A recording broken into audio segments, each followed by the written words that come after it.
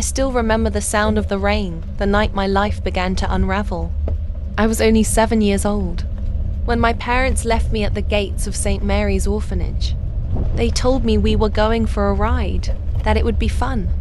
I clutched my mother's hand, my heart fluttering with excitement, unaware that she was about to let go of me forever. When we reached the orphanage, my father barely looked at me. He shoved my small suitcase into my arms and muttered something about a better life. My mother knelt down, pressed a quick kiss to my forehead, and whispered, "Be a good girl." Then, without another word, they walked away. I screamed, I cried. I chased after them, my little legs trembling as I ran into the rain. "Mama? Papa?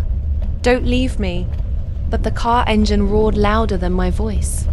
The taillights disappeared into the darkness, leaving me standing in the mud, drenched and shaking. That night, I realized I was unwanted. The orphanage became my prison.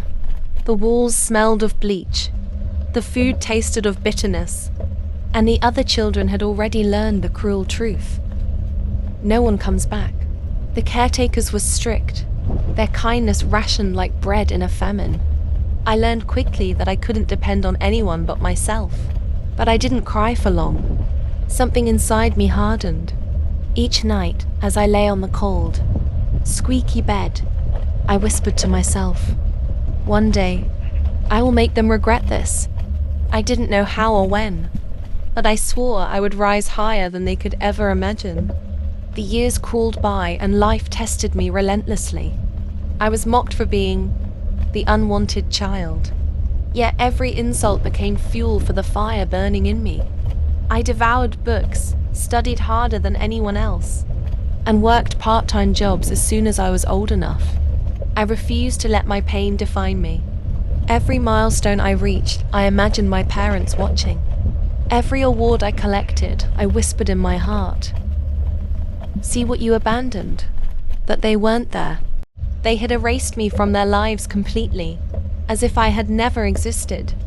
One night, when I was 16, one of the orphanage caretakers let slip a secret. My parents weren't poor, as they had told the staff. They weren't struggling, desperate people who couldn't afford a child. No. They were wealthy, successful, and living just a few towns away.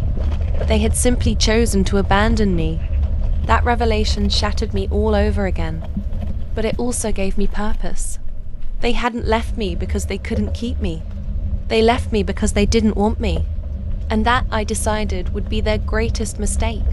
I vowed that when the time came, I would stand before them not as their helpless child begging for love, but as a woman they could never ignore.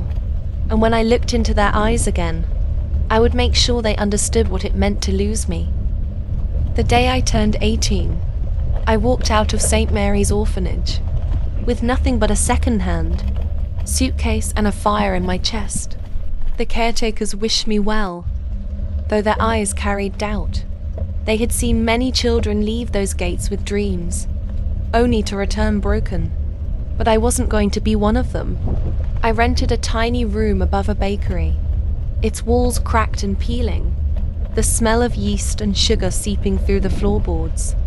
It wasn't much, but it was mine.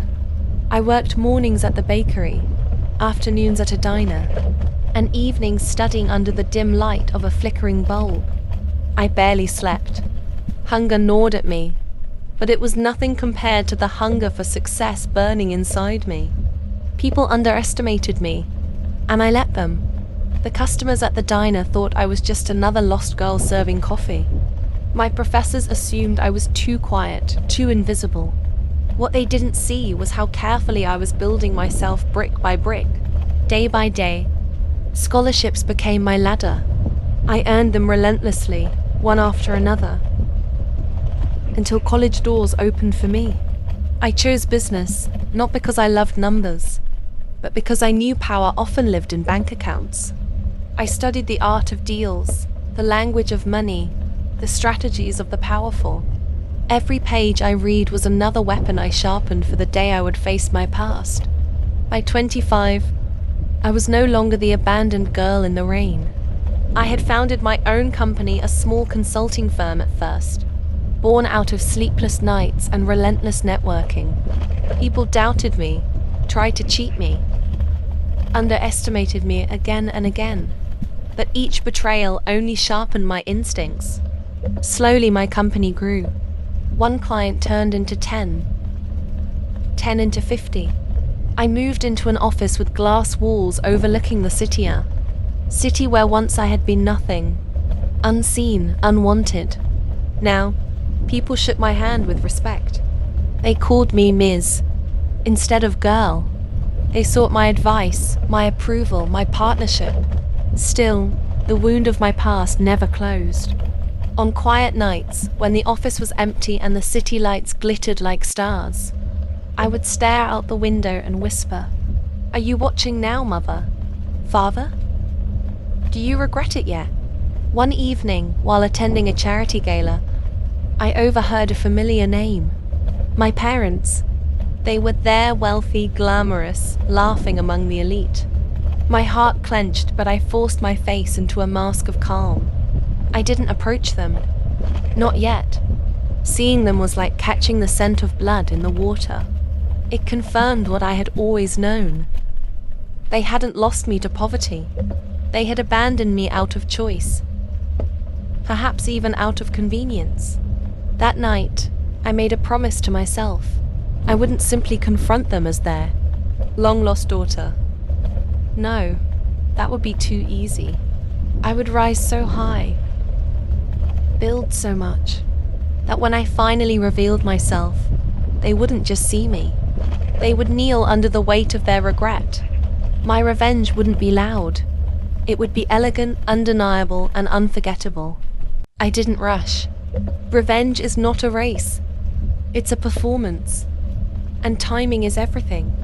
I watched my parents from a distance, learning their lives as if they were strangers whose stories I had to master. Their names appeared in newspapers, their pictures on charity boards, their businesses in financial magazines. They were praised for their generosity, applauded for their family values. I nearly laughed at the irony. Through careful connections, I slipped into their circle like smoke seeping through cracks. My company sponsored events they attended. I shook hands with their business partners, smiled at their friends, and slowly became a name whispered with respect in the same rooms they occupied. Each step closer was a silent victory. The first time I stood in the same ballroom as them after years, my heart thundered so loudly I feared others might hear it. My father stood tall, silver hair gleaming under the chandeliers, his laugh booming across the room. My mother was radiant in emerald silk, her hand resting lightly on his arm. To anyone else, they looked like the perfect couple, pillars of elegance and success. To me, they looked like traitors. They didn't recognize me. Not even a flicker of suspicion crossed their eyes as I passed them by. That stung more than I expected. How could they not see me? Their own daughter, abandoned but not erased. I played my role flawlessly. I introduced myself to them not as a long-lost child, but as a businesswoman polished, composed, uncheckable. My father shook my hand firmly. My mother offered a practiced smile. "It's a pleasure to finally meet you," my father said. The words cut me like glass. Finally meet me? No. He had met me before he had left me in the rain. I didn't let my emotions slip. Instead, I charmed them, weaving myself into their conversations with ease. By the end of the night, they were inviting me to dinner at their estate. My mother even touched my arm lightly as she said, "We'd love to know you better." Oh, how deliciously ironic. The dinner invitation became the opening act of my revenge. I arrived dressed in quiet power silk and pearls. Nothing too flashy, but impossible to ignore. Their mansion loomed like a cathedral of wealth, everything polished to perfection.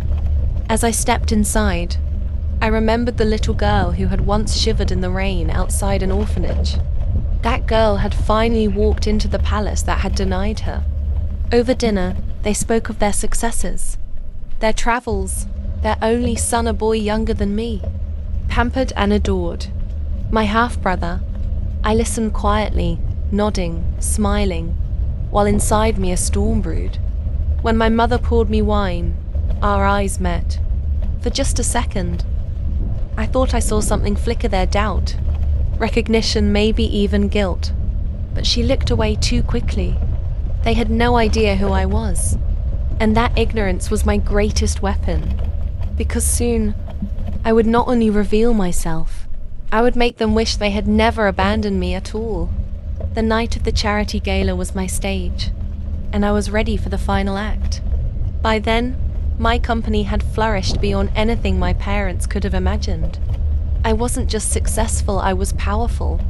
I had carefully aligned myself with their rivals, secured investments in industries they thought they controlled, and quietly chipped away at their influence. Still, I wanted more than financial victory.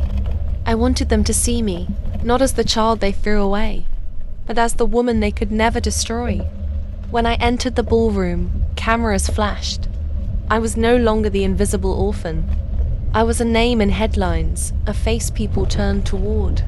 My gown shimmered under the chandeliers, but it wasn't the fabric that made people stare. It was the aura of someone who knew exactly who she was. My parents were there, of course, surrounded by admirers. Their laughter filled the air, polished and hollow.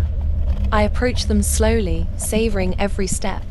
My heart pounded, but my face remained calm. "Mr. and Mrs. Harrington," I said smoothly. "It's so good to see you again." They smiled, welcoming me like a friend.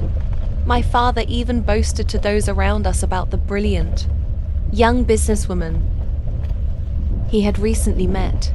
My mother's hand rested lightly on his arm as she nodded in agreement. And then, I delivered the line I had waited my entire life to say. "Funny, isn't it?" I said, my voice carrying just enough weight to silence the chatter nearby. How life brings people back together. After all, not every daughter gets the chance to meet her parents twice. The color drained from my mother's face. My father's jaw tightened, his confident posture faltering. The crowd around us shifted, whispers rising like wind through trees. Cameras turned, flashes popped. They couldn't escape. "I remember the rain," I continued, my tone calm, elegant, but sharp enough to cut glass. "I remember the orphanage gates. I remember the sound of your car driving away. I was 7 years old when you decided I wasn't worth keeping." Gasps echoed across the room. My father tried to speak, but his voice cracked. My mother reached out as if to silence me, but I stepped back, denying her the comfort of control. "Don't worry," I said, my lips curling into the faintest smile. "I don't want your money. I don't want your name. I built my own. Stronger, bigger, brighter than yours. But I wanted you to see me, just once, and know what you lost." The silence that followed was heavier than any scream. Their perfect image shattered, not by scandal or rumor, but by the truth spoken plainly, publicly, undeniably. I turned then, leaving them frozen under the weight of 1,000 staring eyes. I didn't need to watch their empire crumble. It already had, in the only way that mattered.